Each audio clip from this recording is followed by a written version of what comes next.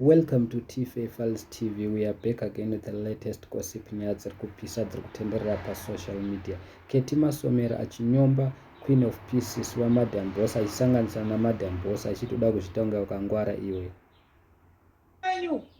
Don't come and interrupt business and nabasa newewe Queen of Peace. Handidyi kubenche kwako iwewe. Ndina kubvarura iwe naMadam Boss handina loyalty.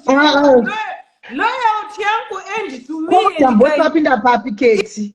Ipapo pakuti haamiriki naye ane hudhodhi.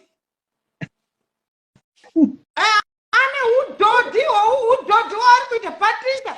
Don't joke with this kind of stupidity because Zinini I will be angry. Queen of Peace is supposed to be our sister and we're supposed to stand with the truth, Patricia.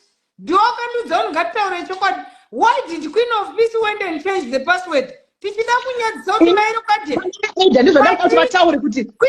Peace password because but what about me?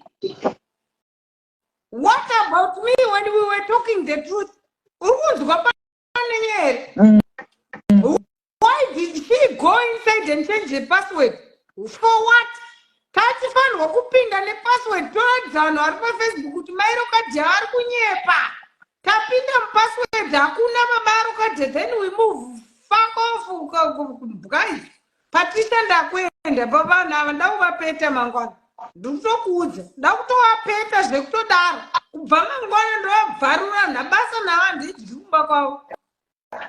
I'm sure mazvinzwira mega. Ketty Masomera akatsamwira kuti sei Queen of Peace akachinja password yamailo kadhiya apa akuda kuita zvinonzi Ketty Masomera akapusa akapata saka azviramba Ketty Masomera akabva angosanganisa Queen of Peace naMadam Boss pamwe chete achiti muri mbavha dzevanhu matsotsi.